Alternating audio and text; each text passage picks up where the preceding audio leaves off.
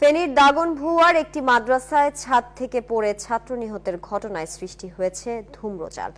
মামলার এজাহারে এটিকে অসাবধানতাবশত মৃত্যু হিসেবে দেখানো হলেও পরিবারের অভিযোগ এটি একটি হত্যাকাণ্ড। সিসিটিভির ফুটেজেও মৃত্যুর আগে নির্যাতনের চিত্র স্পষ্ট। তবে পুলিশ বলছে তদন্ত করে অভিযোগ প্রমাণিত হলে ব্যবস্থা নেওয়া হবে। ফেনী প্রতিনিধি নজির আহমেদ রতনের তথ্য ও চিত্রে ডেস্ক রিপোর্ট। ঘটনার দিন শনিবার রাতে দায়ের করা মামলার এজাহারে আব্দুল্লাহ আল আরিয়ানের অসাবধানতাবশত মৃত্যু উল্লেখ করা হয়, কিন্তু তার মায়ের অভিযোগ মামলা লিখে তার সাক্ষ্য নিয়েছে পুলিশ। তার দাবি এটি একটি হত্যাকাণ্ড। হুজুরে মারিয়ে পালাই দিছে, এখন সাজাইতেছে যে হেরা মারে নাই। আমি প্রথমে বাচ্চাকে দিয়েও হুজুরের রাতে বলছি যে আপনারা মারিয়েন না।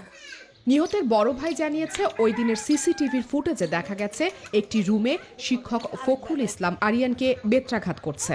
এক পর্যায়ে কিলঘুষি ও লাথি দিয়ে তাকে ফেলে রেখে আবারও বেত আনতে যান ওই শিক্ষক। এ সময় সে দরজা খুলে বেরিয়ে যায়। তার দাবি শিক্ষকের আঘাতেই আরিয়ানের মৃত্যু হয়েছে।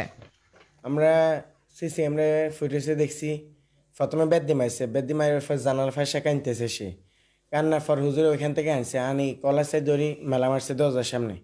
মারবার পর এখানে বেদ্দি 2-3 বার দিছে, দরজা মারে দিছে। এরপরে লাথি মারে আরেক ঠ্যাংয়ের উপর ফাঁড়া রাখি তাকে ইচ্ছে তরবে কিলাইবে পরে দাঁড় করে আনে সিবে নিছে। এরপর আর আমরা কিছু দেখে নিয়েছি, ক্যামেরা ফুটেজ আর সিঙে ফেলছে, তারও সিঙে ফেলছে, সিসি ক্যামেরা বাইঙ্গে ফেলছে। ঘটনার সুষ্ঠু তদন্ত করে দ্রুত বিচারের দাবি পরিবার ও স্বজনদের। আমার বাতিজা যদি 4 তলা থেকে পড়ে, প্রথমে মাথাটায় আমার বাতিজার ফাটে যাবে। তো ওইখানে কোনো মাথা ফাটে নাই, শুধু মুখমণ্ডলটা একটু আঘাত খাইছে। আমার বাতিজারে যারা মারছে পরিকল্পনা করি তার গন্ডা হাসিছে। এদিকে পুলিশ বলছে তদন্তে হত্যাকাণ্ডের প্রমাণ পেলে অবশ্যই ব্যবস্থা নেওয়া হবে। তদন্তে যদি দেখা যায় যে বিষয়টা পরিকল্পিত হত্যাকাণ্ড, সেক্ষেত্রে চার্জশিটে সেভাবেই সন্নিবেশিত হবে।